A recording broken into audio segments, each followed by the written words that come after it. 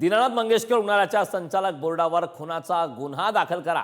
अजित पवार यांच्या राष्ट्रवादीचे प्रवक्ते सूरज चव्हाण यांनी आरोग्य मंत्र्यांकडे आता ही मागणी केली आहे। डॉक्टरचा राजीनामा घेऊन संचालकांवरील राहू केतू दूर करण्याचा प्रयत्न सुरू आहे। डिपॉझिट घेण्याचं धोरण रुग्णालयाचं कारवाई मात्र डॉक्टरवर। सूरज चव्हाण यांनी आता या संदर्भात सवाल उपस्थित केलेला आहे। राजीनाम्यानंतर आता डॉक्टरचा राजीनामा घेऊन संचालकांवरील राहू केतू दूर करण्याचा प्रयत्न सुरू आहे असं सुद्धा यावेळी सूरज चव्हाण यांनी म्हटलं। या संदर्भात सूरज चव्हाण यांची एक्सवरती नेमकी पोस्ट त्यांनी काय केलेली आहे पाहूयात एकदा ग्राफिक्सच्या माध्यमातून।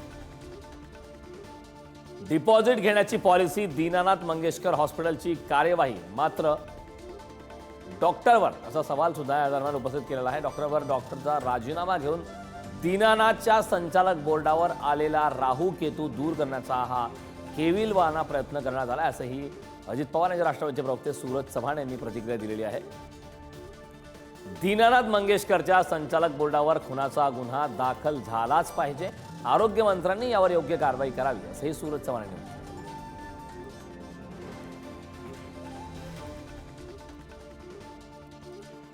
या संदर्भात ताजी अपडेट देण्यासाठी आपले प्रतिनिधी ज्ञानेश्वर चोथमल आपल्यासोबत जोडले। ज्ञानेश्वरकडे मी जाणार आहे। ज्ञानेश्वर, आपण पाहतोय अजित पवार यांच्या राष्ट्रवादीचे प्रवक्ते सूरज चव्हाण यांनी एक मागणी केलेली आहे की डॉक्टरांचा राजीनामा घेऊन संचालकावरील राहू केतू दूर करण्याचा हा प्रयत्न आहे असं त्यांनी एक्सवरती पोस्ट केलं। काय सांगशील सविस्तर? दीनानाथ मंगेशकर रुग्णालयाकडून जे डिपॉझिट घेतलं जात होतं त्या मुद्द्यावरती बोट ठेवण्यात आलेला आहे। रुग्णालयाकडून डिपॉझिट घेण्याचा निर्णय घेण्यात आलेला होता। नंतर आपण पाहिलं की तो रुग्णालयाने निर्णय रद्दही केला आणि आता अतितातडीच्या रुग्णांकडून डिपॉझिट सध्या घेतलंही जात नाही। नक्कीच ज्ञानेश्वर, मी तुला काही क्षणासाठी थांबवतोय। आपल्यासोबत स्वतः राष्ट्रवादी अजित पवार पक्षाचे प्रवक्ते सूरज चव्हाण जोडले। सूरजजी, पुढारी न्यूजमध्ये आपलं स्वागत आहे। दीनानाथ मंगेशकर संचालकांवर खुनाचे गुन्हे दाखल करा अशी आपण मागणी केली आहे। काय आपली पहिली प्रतिक्रिया आहे? नेमकं आपल्या या संदर्भात काय म्हणायचं आहे? दीनानाथ मंगेशकरच्या आवारामध्ये एक 10 लाखावरनं एका पेशंटला डिपॉझिट भरलं नाही म्हणून त्या ठिकाणी एका पेशंटचा मृत्यू होतो आणि मृत्यू झाल्यानंतर प्रशासन जबाबदारी एका डॉक्टरावर ढकलून मोकळं होतं। ज्या वेळेस 10 लाख रुपये घ्यायला यांची पॉलिसी ठरली त्यावेळेस प्रशासनाने ठरवलेली किंवा संचालक बोर्डाने ती पॉलिसी ठरवलेली आहे। डॉक्टरांनी ते फॉलो केली।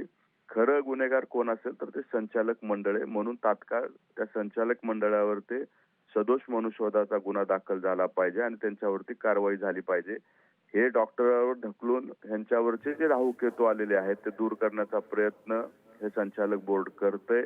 कालही त्यांना पत्रकार परिषद त्यांनी घेतली होती, त्यावेळेस पळ काढण्याचं काम त्यांनी केलेले। या दीनानाथ मंगेशकर हॉस्पिटलला शासनाच्या सर्व योजना, सर्व लाभ घेता येतात, परंतु ज्यावेळेस शासनाचे नियम पाळायचे त्यावेळेस मात्र पाळले जात नाहीत। म्हणून त्यांच्यावरती सदोष मनुष्यवधाचा गुन्हा दाखल झालाच पाहिजे। त्याचबरोबर शासनाचे नियम न पाळल्याबद्दल त्यांच्यावर ठपका ठेवून जे काही त्यांच्यावर कारवाई करायची ती शासनाने तात्काळ करावी अशी आमची मागणी आहे।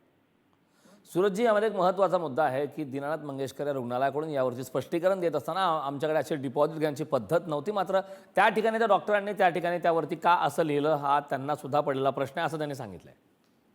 मला वाटतंय की हे जाणीवपूर्वक डॉक्टरावरती ढकलून आपले हात मोकळे करायचं, आपली मान जी अडकली ती दूर करायचं हा प्रयत्न दीनानाथ मंगेशकर हॉस्पिटलच्या संचालकाचा चालू आहे।